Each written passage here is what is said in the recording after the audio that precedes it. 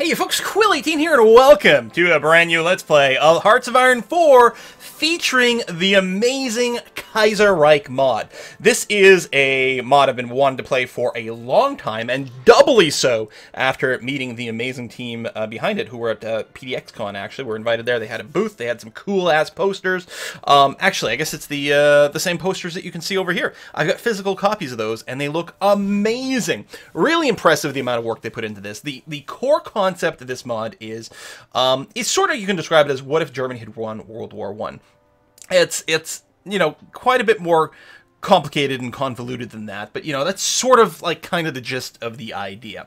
If we go ahead and start up in single player over here, we've got the one bookmark to start off with, the Legacy of the Weltkrieg. So there's going to be a lot of reading of events in this, by the way, because there's just so much custom lore. Almost every country has incredibly deep alternate reality lore built around it. To a certain extent, if you really want to know what's going on, you sort of have to like read through all the wikis and the history in this, which I've done and then promptly forgotten because that was like some time ago. So there's going to be plenty of things where I'm not 100% sure about the state of this alt history and the significance of everything, but we'll do our best along the way. The year of 1936 is a turning point for the history of the world, a time of both great opportunity and great danger. Tensions between the German Empire and the Commune of France are growing. Russia and the USA are increasingly unstable, and the old empires of Austria and Ottomans are dissolving.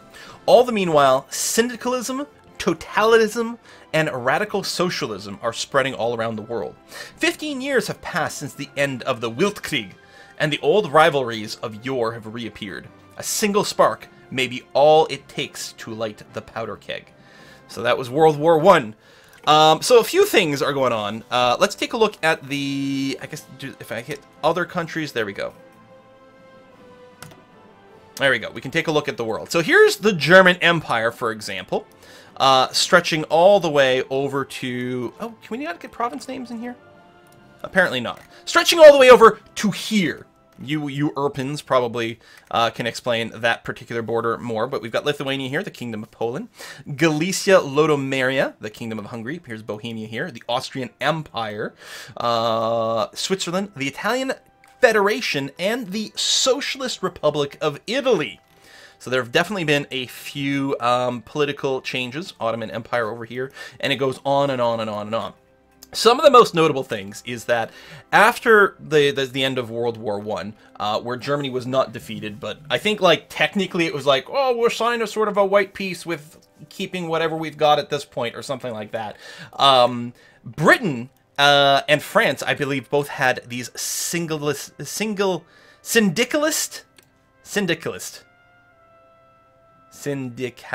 Doesn't feel like I'm putting emphasis on the right syllable.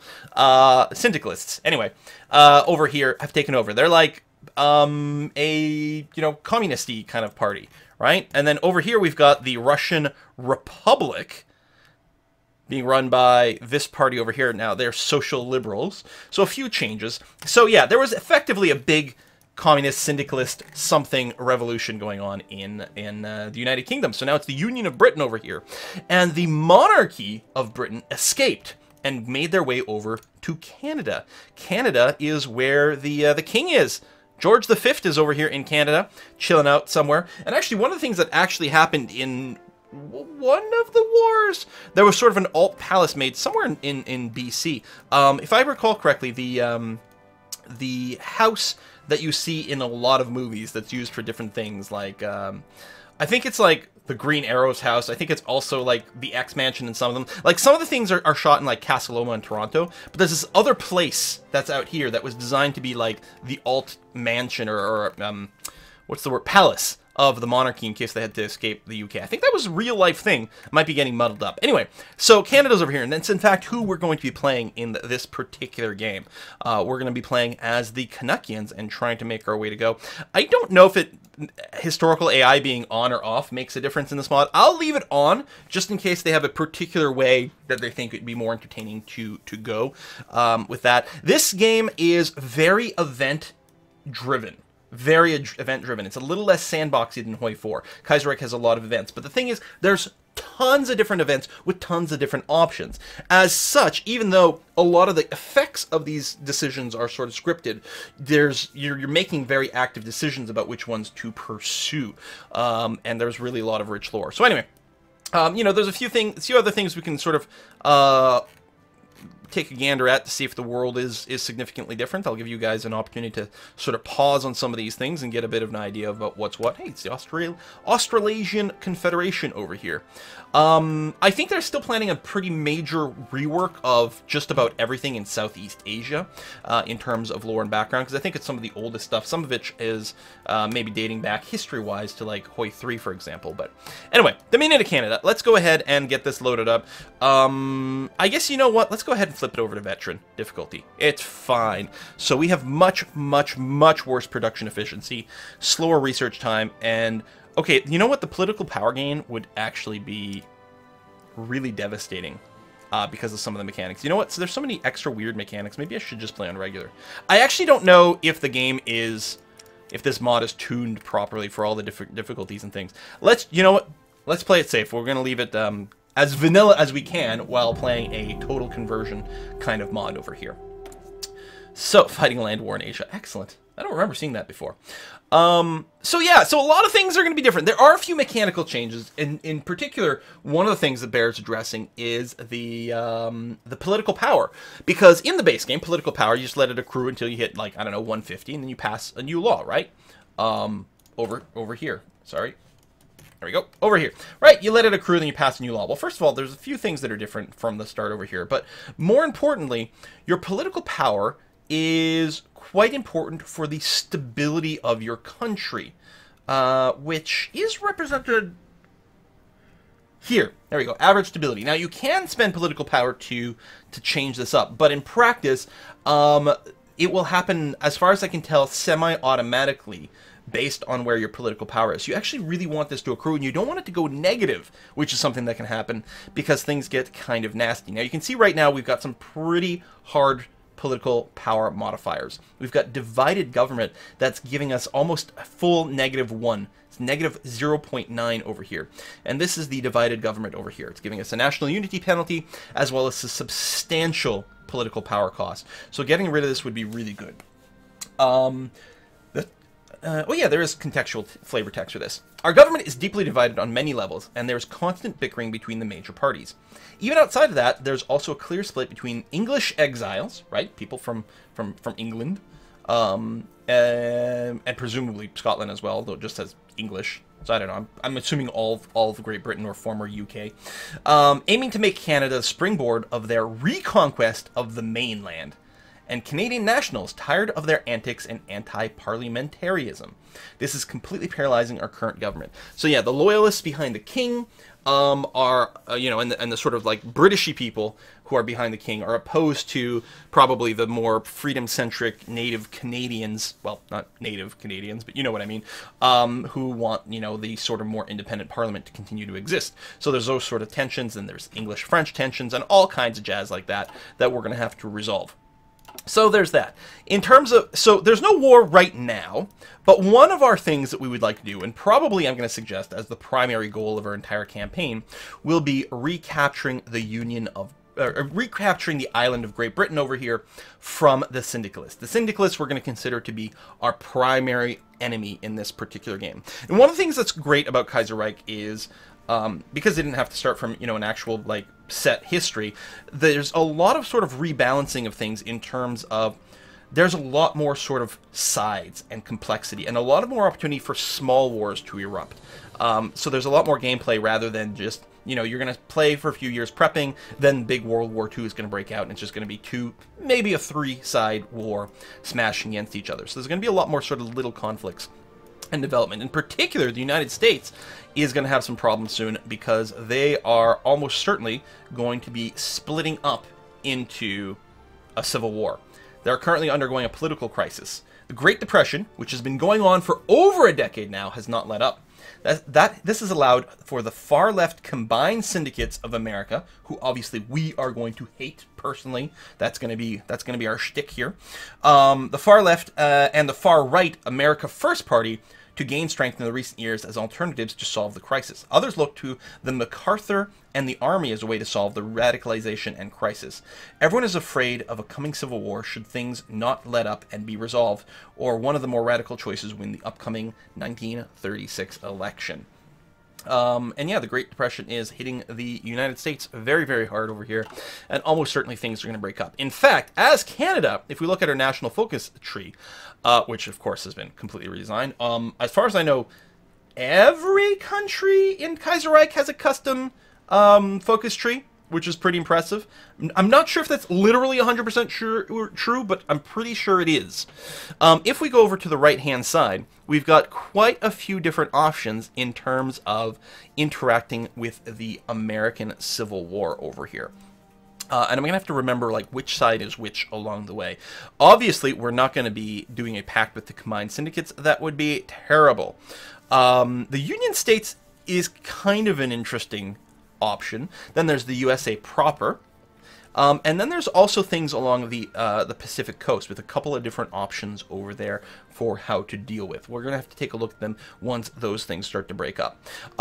Quite a few things are currently locked between a couple of different sort of events or traits we have to do, so we can't go down this route while we have divided government. We could start defense scheme number 1, which lets us build land forts faster, but who cares? And there's just a bunch of land fort stuff over here, so I'm not really interested in rushing down this particular route. We can't secure the North Atlantic yet. Really, all we're going to be doing to start off with is starting with the public works. But one of our top priorities will be to do the King's Speech over here, which we'll have to wait until George V is dead. And then we will start to go down the political options over here, which will let us dramatically reshape Canada's politics, and in particular do a few things that remove some of the divided government kind of stuff. There's a couple of different ways to do that along the way. In particular, we're going to have a ton of decisions to make during Bill C7. So for now, I want to do public works. Now, the thing is, I may want to consider not hitting this button instantly. And the reason for that is, obviously, while you are gaining a focus, you spend 1 political power per day towards that focus. And that would actually send us a negative, where bad things could happen. So I'm actually going to go ahead and wait, I think. I don't know. You know what? No, screw it. Why be safe? Let's do that. So there's a possibility we'll get a little bit of instability. We'll have to play that one by ear. Let's go ahead and take care of some of these basics. We start with 4 research slots, which is kind of amazing, and our export focus right now is giving us a discount. As far as I know, the technology has not changed in any sort of notable way. Some of the actual weapons may have been renamed. In fact, they have, but the basics of the game are pretty much the same. So we're going to go ahead and start with the production bonus, which is always good. We're going to start with the construction speed bonus, which is also very good. And we're going to start in engineering with electronic mechanical engineering, reduce research time, and work our way down some more of this stuff down here. That's going to be swell as well. Excellent. Other than that, we could go and basically start on just about anything at this point. Well, we got some special forces already. We could go and get the mortar equipment over here to get some more defense and breakthrough on our infantry type stuff, which would be good. We're going to want to do some tank stuff at some point, which is kind of interesting to consider. I don't know what our economic and trade situation is. I don't know if it's viable to get started on tanks immediately. Artillery is another big thing, and I would be very tempted to go there. The other thing I'm tempted about is just to start burning down the doctrines over here.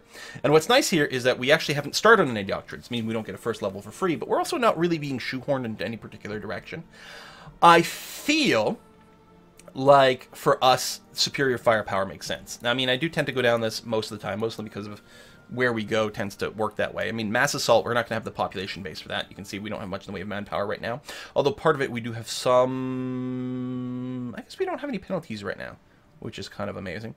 So, I mean, that doesn't make any sense. Grand Battle Plan Doctrine is sort of the... Actually, I think in vanilla Hoi 4, as Canada, you get Grand Battle Plan because that is the UK kind of doctrine, I think. You get more entrenchment, more planning... You know, and that wouldn't be too shabby. But I really like this one with all the artillery perks. And, you know, artillery and infantry, man, is what it's all about. 10% more soft attack. This is better support companies down here. There's good stuff. Now, we could look at mobile doctrine. More planning speed. That's quite a lot of organization here, actually. I mean, we could go fairly tank-centric right from the start. And maybe that's the better way to do it. Now, the thing is, we got to think. There will be some sort of intervention into the American Civil War over here. So, the question is it going to be... Are we going to have enough time to get any sort of tanks before that happens? And then the follow-up is, our goal is going to be to go after the Union of Britain over here. Which means, you know, amphibious naval landings and things like that. And again, the question is, does it really make sense to do the tank thing? Although we might want to go and bring the war to the actual mainland. There's more syndicalists over here, and who knows what the Germans are going to do somewhere along the way as well. Right? These are all definite, distinct possibilities. And I'm kind of intrigued. So I don't know what our production rates right now are. Basically nothing. There is a possibility for plenty of trade stuff, of course. And so... German Empire's got a crap ton of rubber. What the hell do they have that has given them access to so much goddamn rubber?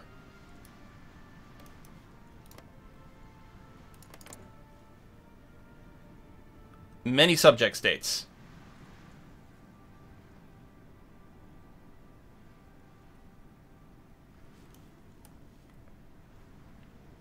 It must be some of this stuff down here. Oh! Laos. Oh, wow. Okay, yeah. No, they've got a lot of stuff going on here. Oh, this is actually German Empire. They actually own this outright. Yeah, okay, that would make all the difference in the world. So that's why they have infinite rubber. God damn. So the thing is, I don't think we've got the resources. As much as it would be fun to go super tank heavy, we don't have the resources for it. I can hold off on the doctrine for a little while I make some other decisions. I mean, obviously, we're going to need to get infantry tech. There's no way around that. You know, obviously, we're going to need to unlock support companies. Actually, we got a good number of them already set. We've already got frickin' motorized infantry discovered as well. We might want to prioritize some field hospitals because we're so poor on manpower. You know what? I'm going to go ahead and allow that. I don't know if we're going to have the army experience to put them into work, though. You know what? Let's just get some basic weaponry and figure out the rest. Alright, civilian factories are available. I think the first thing I'm going to do is I am going to go ahead and build more civilian factories. Looks like Southern Ontario's got some of the biggest base infrastructure. So we'll go and do that. And into Quebec over here as well. We'll get a couple of factories set up because we really don't have much right now. Things are going to be quite poor. We're going to be very reliant on quite a few of the national focuses to give us some bonuses. In terms of military factories, we have absolutely nothing in the queue right now. We also have some dockyards available, but there'll be a big material question. Obviously, we are going to need the infantry equipment. The question is, how much do we want to dedicate ourselves to building infantry equipment that's going to be replaced relatively early in the war? I think we'll do a little bit of a sort of a spread, and we'll go ahead and bring these up as things go on. We'll do a token little motorized because we know we're going to need a little bit of that. This World War I era tank, the Weltkrieg. I think Weltkrieg, is this just German for World War? I feel like it might be. We've got quite a few. We've already got Fighter 1 unlocked. We're going to slowly start to produce a little bit of that. A little bit of close air support 1, which is pretty good.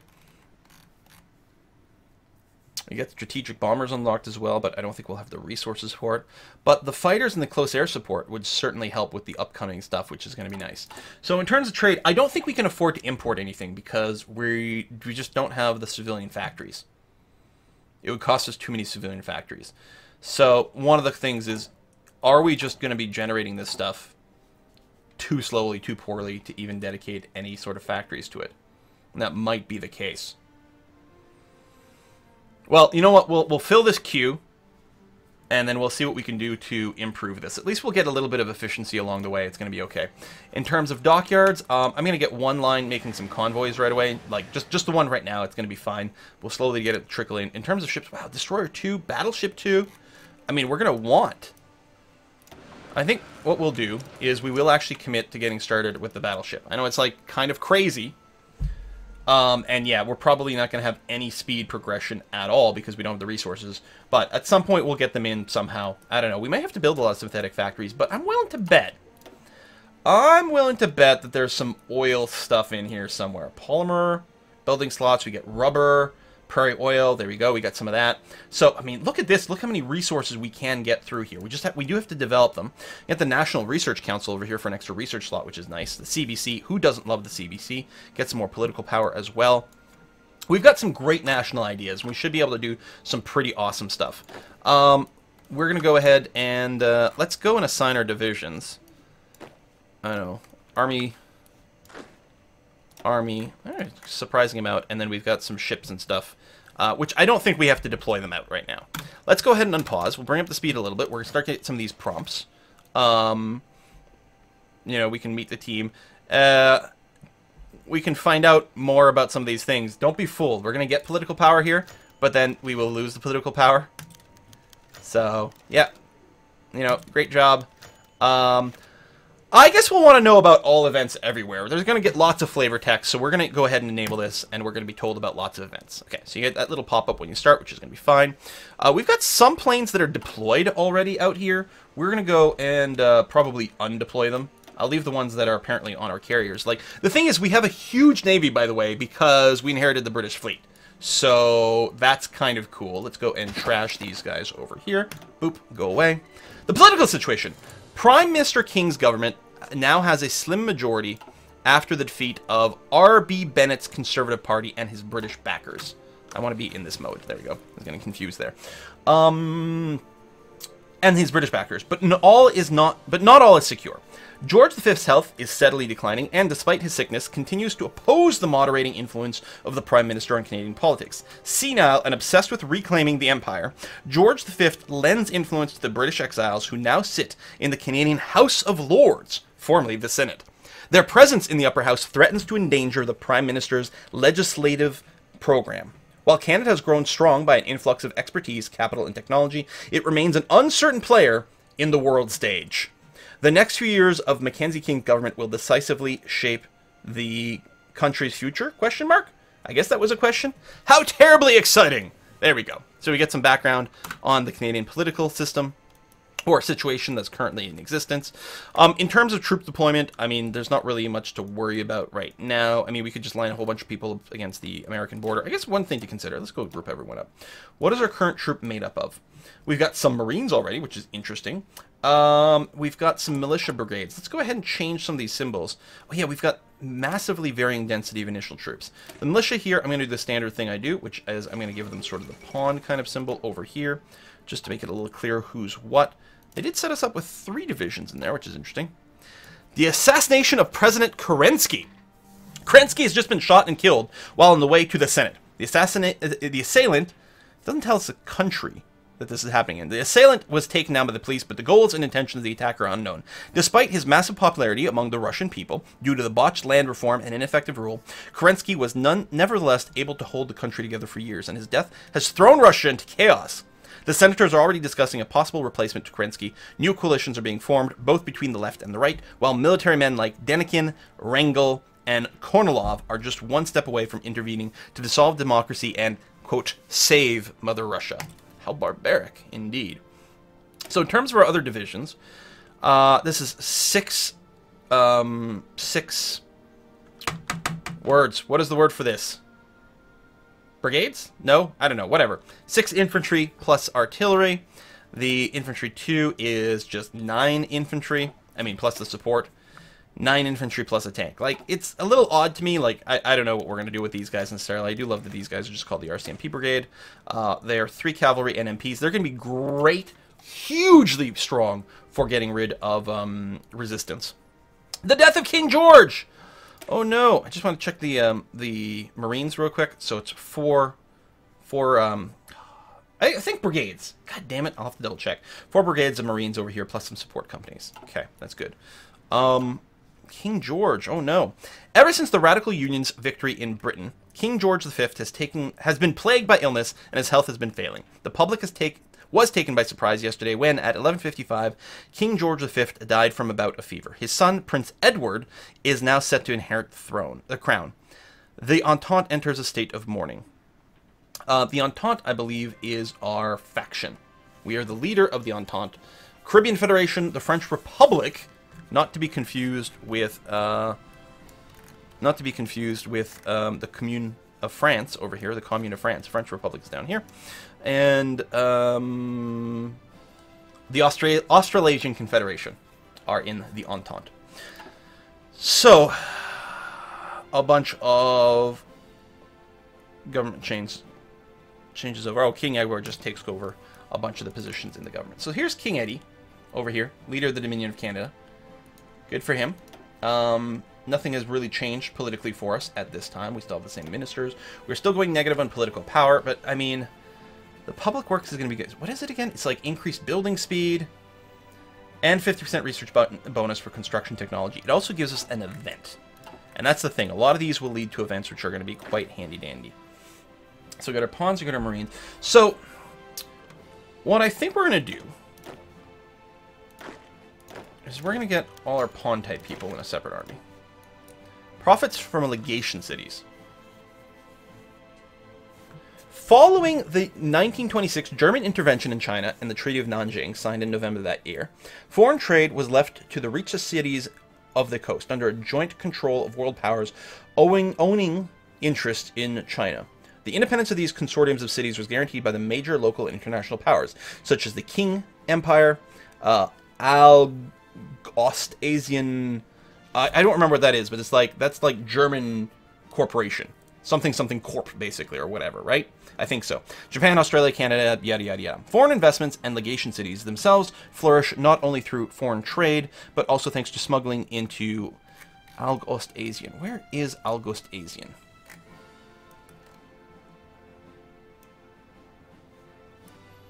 Ah, right here. Which is, I guess, the German-controlled area, probably.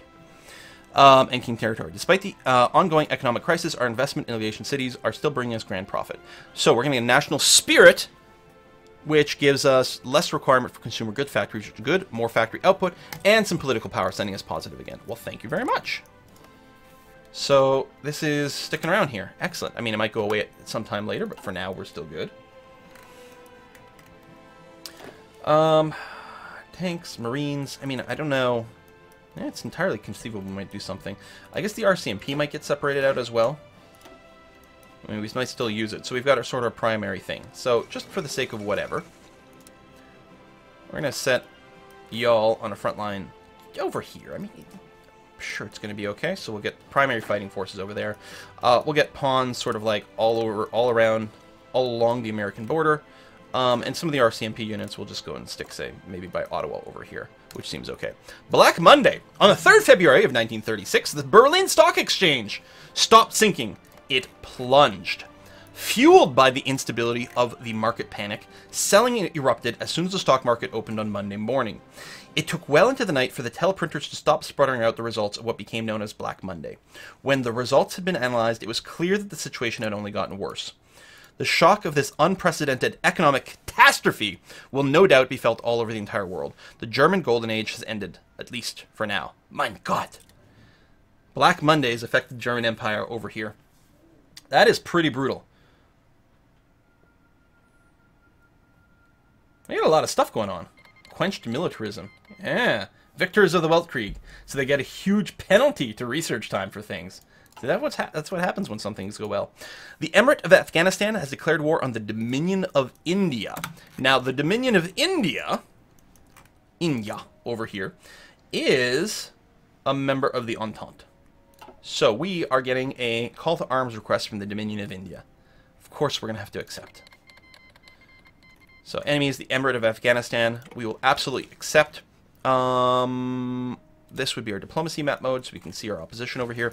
Now, can I send an expeditionary force? I can.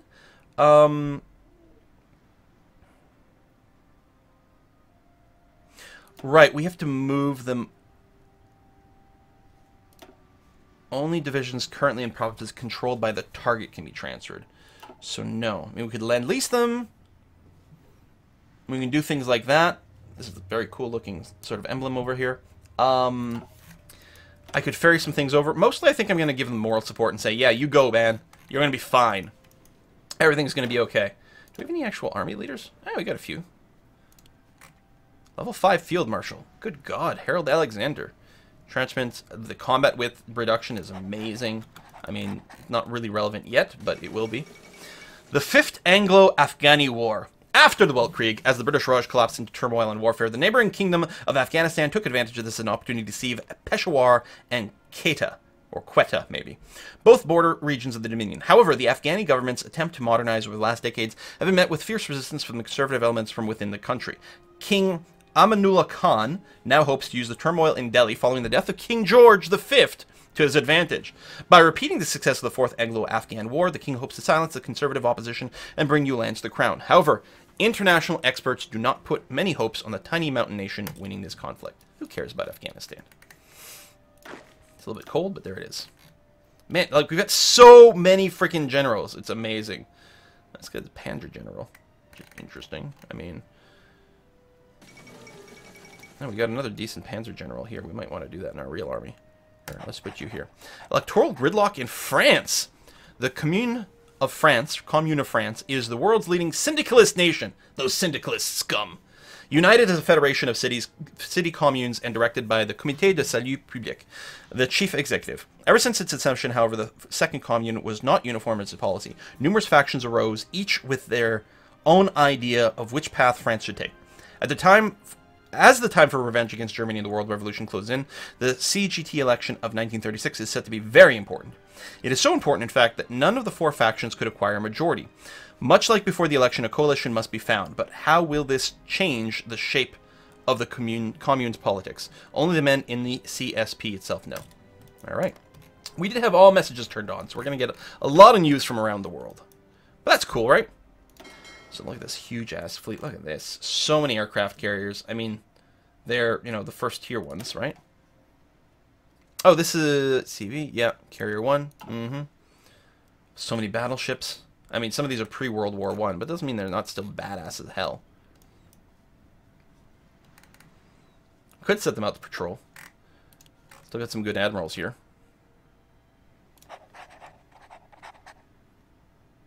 Just patrol the coast. You know, just in case anything should happen with my American neighbors. We're going to try to protect them over here. I'm sure we won't be involved in any kind of war against America at any point. Simply would not occur, would it? These are all our subs. Yeah, let's go and do some convoy raiding. Kind of nowhere, I guess. I don't know. You know what? You just halt.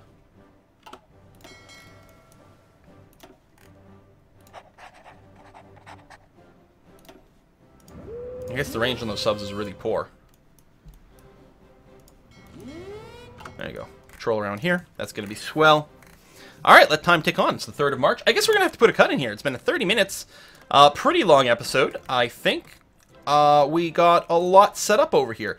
I'm really excited to finally give the Kaiserreich mod a go. The development team behind this is huge, incredibly professional, and incredibly creative.